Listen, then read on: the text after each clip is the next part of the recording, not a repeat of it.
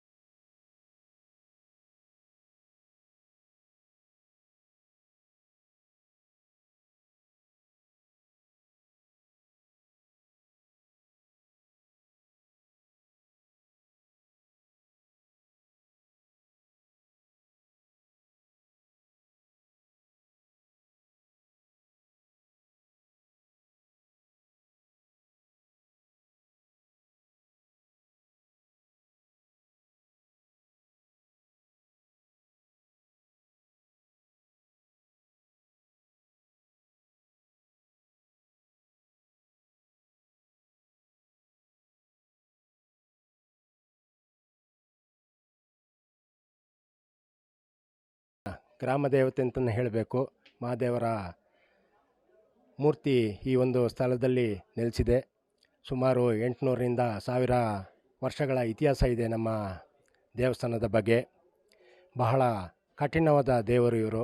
ಯಾರೇ ಬಡವ ಬಲ್ಲಿದ ಯಾರೇ ಬಂದು ಒಂದು ಹರಕೆ ಮಾಡಿಕೊಂಡು ಹರಕೆನ ತೀರಿಸ್ತೀನಿ ಅಂತ ಒಂದು ಸಂಕಲ್ಪ ಮಾಡ್ಕೊಂಡು ಹೋದರೆ ನಂಬಿದ ಭಕ್ತರನ್ನ ಯಾವಾಗಲೂ ಇದು ಕೈಬಿಟ್ಟಿದ್ದ ಪ್ರಮೇಯನೇ ಬರಲ್ಲ.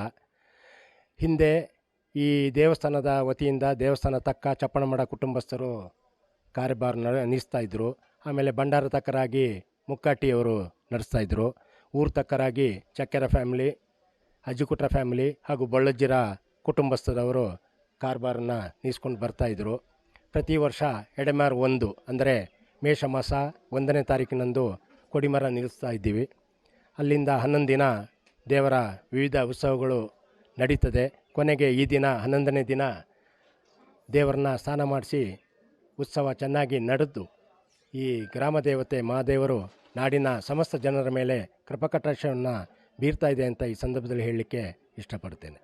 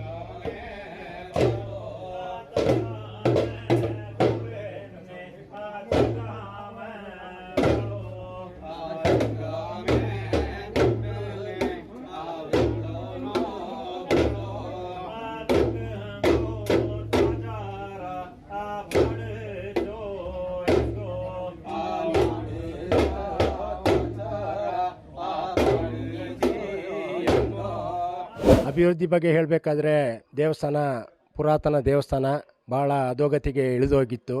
ನಾವೆಲ್ಲ ಮುಂದೆ ನಿಂತು ಇದರ ಒಳ್ಳೆಯ ಆಡಳಿತ ಮಂಡಳಿ ಇದೆ ಈಗ, ಸಂಕಲ್ಪ ಮಾಡಿ 1/1 ಒಳಗಡೆ ಎಲ್ಲ ಅಭಿವೃದ್ಧಿ ಕಾರ್ಯಗಳನ್ನ ನಡೆಸ್ತಾ ಬರ್ತಾ ಇದ್ದೀವಿ. ಈ ವರ್ಷ ಅಂತೂ ಗರ್ಭಗುಡಿ ಕೆಲಸ ಬಹಳ ಇಂಪಾರ್ಟೆಂಟ್ ಆಗಿತ್ತು. ಮ್ಯಾನೇಜ್ಮೆಂಟು ಈ ಆಡಳಿತ ಮಂಡಳಿಯವರೆಲ್ಲ ಒಪ್ಪಿಗೆ ಕೊಟ್ಟ ಮೇಲೆ ಸುಮಾರು ಕೆಲಸ ಕಾರ್ಯಗಳನ್ನು ನಡೆಸಿ ಐ ಥಿಂಕ್ ಈಗ ದೇವಸ್ಥಾನ ಒಂಥರ ಎಲ್ಲ ವಿಧದಲ್ಲಿಯೂ ಸಕಲ ಸನ್ನದ್ಧವಾಗಿ ದೇವರಿಗೆ, ಜನರಿಗೆ, ಊರಿನ ಜನರಿಗೆ ಒಂದು ಕೃಪಕಟಾಕ್ಷನ ಕೊಡುವಂಥ ಒಂದು ಸ್ಟೇಜಲ್ಲಿದೆ ಅಂತ ಹೇಳ್ಬೋದು.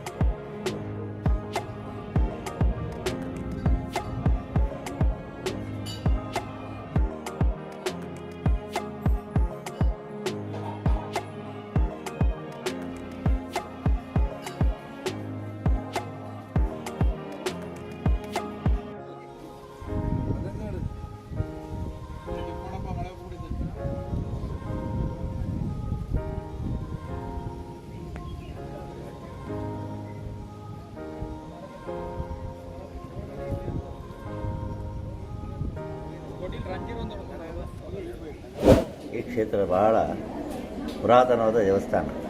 ಕೊಡಗು ಮಹಾರಾಜ ಇರುವಾಗಲೇ ಈ ದೇವಸ್ಥಾನ ಕಟ್ಟಿದಂಥ ಒಂದು ಪುರಾವೆ ಇದೆ. ಅದು ಸಾಧಾರಣ ಒಂದು 300-400 ವರ್ಷ ಅಂತ ಹೇಳ್ತಾರೆ ಕೆಲವರು 200 ವರ್ಷ ಅಂತ ಹೇಳ್ತಾರೆ. ಮೊದಲು ಬರೋದು ರಾಜ ಇರುವಾಗಲೇ ಇದನ್ನೆಲ್ಲ ಆಳ್ವಿಕೆಯಲ್ಲಿ ಕಟ್ಟಿದಂಥ ದೇವಸ್ಥಾನ. ಈ ಇಲ್ಲಿಯ ಜನರು ಅಂದರೆ ಇಲ್ಲಿ ತಕ್ಕ ಮುಖ್ಯಸ್ಥರು ಅಂತಂದರೆ ಇಲ್ಲಿ ಅಜ್ಜಿಕುಟೀರ ಫ್ಯಾಮಿಲಿ ಮತ್ತು ಚೆಕ್ಕೆರೆ ಫ್ಯಾಮಿಲಿ ಮತ್ತು ಬಳ್ಳಯ್ಯರ ಫ್ಯಾಮಿಲಿ, ಈ ಒಂದು 2-3 ಫ್ಯಾಮಿಲಿಯವರು ಇದನ್ನು ತಕ್ಕ ಮೇಯಲ್ಲಿ ಇದನ್ನು ಇಷ್ಟು ವರ್ಷ ನಡೆಸ್ಕೊಂಡು ಬಂದರು. ಈಗ ಕೆಲವು ವರ್ಷದಿಂದ ಏನೋ ಒಂದು ಸ್ವಲ್ಪ ಬದಲಾವಣೆ ಸ್ವಲ್ಪ ಮಾಡಿ ಕಮಿಟಿ ಎಲ್ಲ ಮಾಡಿಕೊಂಡು ಇನ್ನೂ ಸ್ವಲ್ಪ ವಿಜೃಂಭಣೆಯಿಂದ ಮಾಡಿಕೊಂಡು ಬಂದಿದ್ದಾರೆ. ಸುಮಾರು ಜನರು ಈಗ ಹಬ್ಬದಲ್ಲಿ ಸುಮಾರು ಜನರು ಪೂಜೆಗಳನ್ನು ಮಾಡಿಸಿಕೊಂಡು ಹೋಗಿ ಅವರವರ ಇಷ್ಟಾರ್ಥಗಳು ಸಿದ್ಧಿಗಳಾಗ್ತಾ ಇದೆ. ಅದೇ ರೀತಿ ಈಗ ಕೆಲವು ವರ್ಷ ಅಂದರೆ ಒಂದು 50 ವರ್ಷದಿಂದ ಇನ್ನೂ ಸ್ವಲ್ಪ ಒಳ್ಳೆಯ ರೀತಿಯಲ್ಲಿ ನಡೀತಾ ಇದೆ. ಮತ್ತು ಇರುತ್ತದೆ ಮೊದಲೀಗ ಗಣಪತಿ ಇಲ್ಲಿ ಅದರ ಪ್ರತಿಷ್ಠಾಪನೆ ಮಾಡಿದರು, ಮತ್ತು ಸುಬ್ರಹ್ಮಣ್ಯ ಪ್ರತಿಷ್ಠಾಪನೆ ಬಂದರು, ಆದಿತ್ಯ ನವಗ್ರಹನ ಪ್ರತಿಷ್ಠಾಪನೆ ಮಾಡಿಕೊಂಡು ಬಂದರು. ಹಾಗೆ ತಕ್ಕ ಮುಖ್ಯಸ್ಥರು ಕೂಡ ಒಳ್ಳೆಯ ರೀತಿಯಲ್ಲಿ ಒಂದು ಈ ವ್ಯವಹಾರವನ್ನು ಚೆನ್ನಾಗಿ ದೇವರ ಒಂದು ಭಕ್ತಿಯಲ್ಲಿ ಮಾಡಿಕೊಂಡು ಬರ್ತಾ ಇದ್ದಾರೆ. ಹಾಗಾಗಿ ಬರುವಂಥ ಜನರು ಕೂಡ ಒಳ್ಳೆಯ ರೀತಿಯಲ್ಲಿ ಬಂದು ಅವರ ಇಷ್ಟಾರ್ಥಗಳನ್ನು ಸಿದ್ಧಿಸಿಕೊಂಡು ಹೋಗ್ತಾ ಇದ್ದಾರೆ. ಹಾಗಾಗಿ ನಮಗೆ ತಿಳಿದ ಮಟ್ಟಿಗೆ ಅಂತಂದರೆ ಭಾಳ ಪುರಾತನವಾದ ಲಿಂಗ ಕೂಡ ಇದು. ಈ ಕರುವಿನಲ್ಲಿ ಎಲ್ಲೂ ಈ ಥರದ ಒಂದು ಲಿಂಗ ಇಲ್ಲ, ಹಾಗೂ ಈ ಥರದ ಒಂದು ಶ್ರೀಗೋಲ ಕೂಡ ಎಲ್ಲೂ ಇಲ್ಲ. ಪಾಲೂರು ದೇವಸ್ಥಾನ ಬಿಟ್ಟರೆ ಇದು ನಮ್ಮ ವಿಕೇರಿ ದೇವಸ್ಥಾನ ಮಾತ್ರ ಇದು. ಆದ್ದರಿಂದ ಭಾರಿ ಪುರಾತನ ಅಂತ ಹೇಳೋದು ಹೇಳಿ ಬಂದಿದ್ದಾರೆ.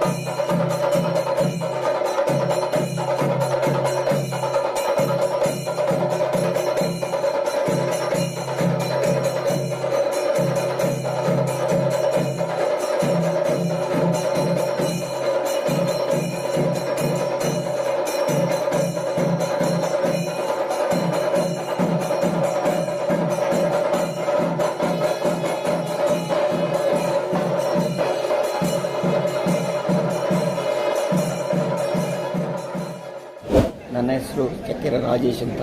ನಾನು ಈ ದೇವಸ್ಥಾನದ ತಕ್ಕ ಪ್ರತಿನಿಧಿಯಾಗಿ ಕೆಲಸ ಮಾಡ್ತಾ ಇದ್ದೀನಿ. ಅಜ್ಜಿಗುಟ್ಟಿರ, ಚಕ್ಕೆರೆ ಮತ್ತು ಬೊಳ್ಳಜಿರ ಅವರು ಈ ದೇವಸ್ಥಾನದ ತಕ್ಕರಾಗಿರ್ತಾರೆ. ಈ ದೇವಸ್ಥಾನವನ್ನು ತಕ್ಕ ಮುಖ್ಯಸ್ಥರೇ ನಡೆಸ್ಕೊಂಡು ಹೋಗ್ತಾ ಇದ್ದರು. ಈ ದೇವಸ್ಥಾನದ ಇತಿಹಾಸವನ್ನು ಹೇಳುವುದಾದರೆ, ಕೊಡಗನ್ನು ಆಳಿದಂತಹ ರಾಜರು ಈ ದೇವಸ್ಥಾನವನ್ನು ಕಟ್ಟಿಸಿರ್ತಾರೆ. ಅವರು ಶೈವರಾದುದರಿಂದ ಎಲ್ಲ ಊರುಗಳಲ್ಲಿಯೂ ಶೈವ ದೇವಸ್ಥಾನಗಳನ್ನು, ಈಶ್ವರ ದೇವಸ್ಥಾನಗಳನ್ನು ಅವರು ಸ್ಥಾಪಿಸಿದ್ದಾರೆ ಅಂತ ಹೇಳ್ತಾರೆ. ಈ ದೇವಸ್ಥಾನದ ಇತಿಹಾಸ ದೇವನೆಲೆಯ ಜೊತೆಗೆ ಸಂಸ್ಕೃತಿಯೊಂದಿಗೆ ಹೊಂದಿಕೊಂಡಿದೆ. ಈ ದೇವಸ್ಥಾನದಲ್ಲಿ ಸಂಸ್ಕೃತಿ ಅಂದರೆ 5 ವಿಲೇಜ್ ಅಂದರೆ 9 ಗ್ರಾಮಗಳಿಗೆ ಇಲ್ಲಿ ಹಬ್ಬ ಹರಿದಿನಗಳನ್ನು ಸಹ ಗುರುತು ಮಾಡುವಂಥ ಒಂದು ಪದ್ಧತಿ ಇದೆ. ಇದು ನಮ್ಮ ಕೊಡಗಿನ ಪರಂಪರೆಯೊಂದಿಗೆ ಹೊಂದಿಕೊಂಡಿರುವಂಥ ದೇವಸ್ಥಾನ. ಈ ದೇವಸ್ಥಾನದಲ್ಲಿಯೇ ಹಬ್ಬವನ್ನು ಹುತ್ತರಿ, ಸಂಕ್ರಮಣವನ್ನು ಮಾಮೂಲಿ ಒಂದೇ ದಿವಸ ಮಾಡೋದಾದರೂ ಹುತ್ತರಿ ಮತ್ತು ಕೈಲ್ಮೃತವನ್ನು ಇಲ್ಲಿಯೇ ಕುರಿ ಮಾಡಿ ಇಡೀ ಊರಿಗೆ ಹಂಚಿ ಆ ದಿವಸವೇ ಹಬ್ಬವನ್ನು ಮಾಡುವಂಥ ಒಂದು ಸಂಪ್ರದಾಯವೂ ಇದೆ. ಈ ದೇವಸ್ಥಾನದ ಲಿಂಗವನ್ನು ಹೇಳೋದಾದರೆ 2 ದೇವಸ್ಥಾನಗಳನ್ನು ಹೊಂದಿಕೊಂಡಿದೆ. ಪಾಲೂರು ದೇವಸ್ಥಾನ ಮತ್ತು ಈ ದೇವಸ್ಥಾನ ಒಂದೇ ದಿನ ಒಬ್ಬರೇ ತಂತ್ರಿಯವರು ಬಂದು ಕುತ್ತಿ ಹಾಕಿದ್ದು ಅಂತ ಹೇಳ್ತಾರೆ. ಕಬ್ಬಿನ ಜಳೆಯಲ್ಲಿ ಕುತ್ತಿ ಹಾಕಿದ ಪ್ರಕಾರ ಮೊದಲು ಕಬ್ಬಿನ ಜಳೆಯಲ್ಲಿ ದೇವಸ್ಥಾನ ಅಳೆದು ಕುತ್ತಿ ಹಾಕ್ತಾ ಇದ್ರಂತೆ. ಅಂದರೆ ಕುತ್ತಿ ಅಂದರೆ ಗೊತ್ತಲ್ಲ, ಅಳವು ಮಾಡ್ತಾ ಇದ್ರಂತೆ. ಆ ಕಾಲದಲ್ಲಿ ಕಬ್ಬಿನ ಜಳೆಯಲ್ಲಿ ಕಬ್ಬಿನ ಜಲೆ ಅಳವು ಮಾಡಿ ತಂದು ಇಲ್ಲಿ ಹಾಕಿರೋದ್ರಿಂದ ಒಂದೇ ಅಳವು 2 ದೇವಸ್ಥಾನ ಇದೆ ಅಂತ ಹೇಳ್ತಾರೆ.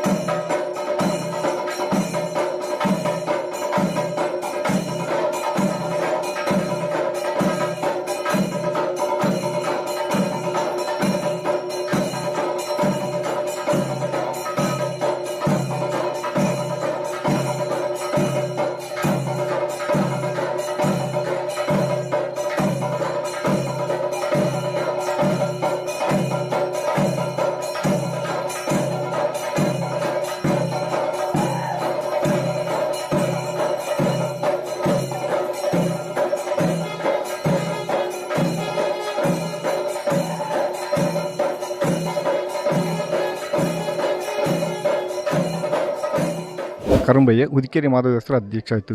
ನಂಗೆ ಇಕ್ಕ ದಂಡು ಉದಿಕೇರಿ ಪಿಂಜ ಕೋಣಗಿರಿ ದಂಡು ಊರಿಗೆ ಅಡುಗನಂತ ഒരു ದೇವಸ್ಥಾನ.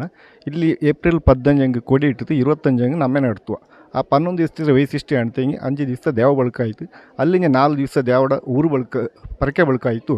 ಇನ್ನು 10ನೇ ದಿವಸದ ಅಲಂಕಾರ ಪೂಜೆ ಬೈಟ ಹಬ್ಬಕ್ಕ ಪೂಜೆ ಅಪ್ಪ ಪಿತಿ ಅಂದ್ರೆ 11ನೇ ದಿವಸ ದೇವಗುಳಿಪ್ಪ ಮಧ್ಯಾಹ್ನ ಹಬ್ಬಕ್ಕೆ ಮಾ ಪೂಜೆ ಬೈಟ ಹಬ್ಬಕ್ಕೆ 5:30 ಗಂಟೆಗೆ ದೇವ ಪ್ರಭುದತ್ತು ಕುಳಿಚಿತು ಬಂದಿತ್ತು ಮಹಾದೇವ 11 ರೌಂಡ್ ಸುತ್ತೋಂಜಿ ಎಲ್ಲೋட ಮನಸ್ಸಿನ ಗಲ್ಲುವಂಥ ഒരു ವೈಶಿಷ್ಟ್ಯ ನಂಗಡ ಈ ದೇವತ್ರ ಉಂಡು. ಅಂದನೆ ನಂಗಡ ಇಲ್ಲಿ ಅಡುಗಿನಂಥ ಎಲ್ಲ ಮಹಾಜನಕ್ಕೂ ನಾನು ಸ್ವಾಗತನ ಬೈಂದಡು ನಾಡು ದಂಡು ತಕ್ಕನ ನಾನು ಇದು ಮಾಡಿ.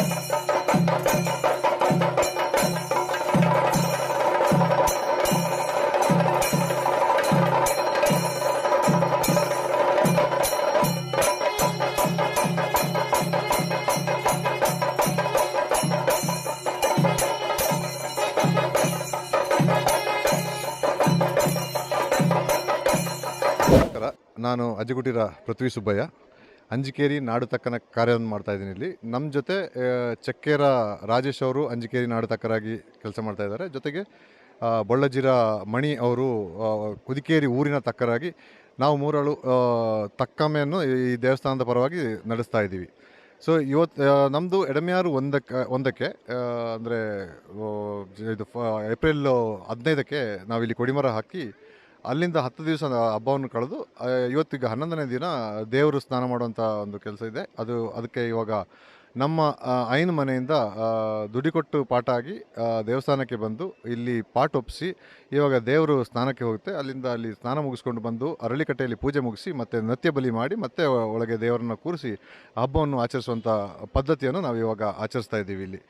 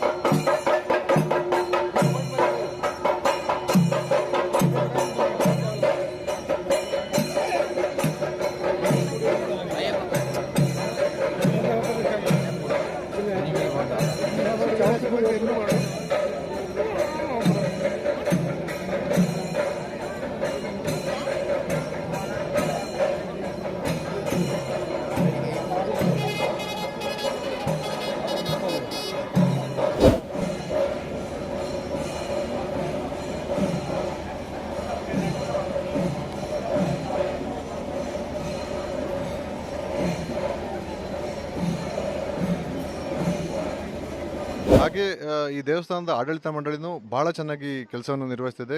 ಜೀರ್ಣೋದ್ಧಾರಗಳು ಚೆನ್ನಾಗಿ ನಡೀತಾ ಇದೆ ಮತ್ತು ದಿನನಿತ್ಯ ಪೂಜೆಗಳು ನಡೀತಾ ಇದೆ. ಆದಷ್ಟು ಊರಿನವರು ಇಲ್ಲಿ ಬಂದು ಪೂಜೆ ಮಾಡಿಸ್ಕೊಂಡು ಅದ್ರ ಪ್ರಯೋಜನ ಪಡ್ಕೋಬೇಕು. ಹೊರಗಿನವರು ಬರ್ತಾ ಇದ್ದಾರೆ ಇಲ್ಲಿಗೆ, ಪೂಜೆಗಳನ್ನ ಮುಗಿಸ್ಕೊಂಡು ಹೋಗ್ತಾ ಇದ್ದಾರೆ. ಎಲ್ಲರಿಗೂ ಒಳ್ಳೆಯದಾಗ್ತಾ ಇದೆ. ಭಾಳ ಒಂದು ಒಳ್ಳೆಯ ದೇವಸ್ಥಾನ ಅಂತ ಹೇಳ್ಕೊಂಡು ಎಲ್ಲರಿಗೂ ಈ ಮೂಲಕ ಹೇಳಿ. ಒಂದು ವಿಶಿಷ್ಟ ಪರಂಪರೆ ಇದೆ. ಏನು ಅಂದರೆ ಕುತ್ತನಾಡು ಅಂತ ಒಂದು ಜಾಗ ಇದೆ. ಕುತ್ತನಾಡು ಮತ್ತು ಇದು ಅಂಜಿಕೇರಿ ನಾಡು ಎರಡು ದೇವಸ್ಥಾನಗಳು ಸೇರಿ ಹೊಳೆಯಲ್ಲಿ ಸ್ನಾನ ಮಾಡುವಂಥ ಒಂದು ಪದ್ಧತಿ ಕೊಡಗಿನಲ್ಲಿ ಎಲ್ಲಿಯೂ ಕಾಣುವುದಿಲ್ಲ. ಎರಡು ದೇವಸ್ಥಾನಗಳು ಒಂದೇ ದಿನ ಕೊಡಿಮರ ಹಾಕಿ 11 ದಿವಸದಲ್ಲಿ ಹೋಗಿ ಹೊಳೆಯಲ್ಲಿ ಬರಪೊಳೆಯಲ್ಲಿ ಹೋಗಿ ಸ್ನಾನ ಮಾಡುವಂಥ ಒಂದು ವಿಶಿಷ್ಟ ಪರಂಪರೆ ಸಹ ಈ ದೇವಸ್ಥಾನಕ್ಕೆ ಇದೆ. ನಾನು ನಿಮ್ಮ ಜಗದೀಶ್, ಕೊಡಗು ಧ್ವನಿ ಡಿಜಿಟಲ್ ಮೀಡಿಯಾದಿಂದ. ನಮ್ಮ ಚಾನಲನ್ನು ಸಬ್ಸ್ಕ್ರೈಬ್ ಮಾಡಿ, ಲೈಕ್ ಮಾಡಿ, ಶೇರ್ ಮಾಡಿ.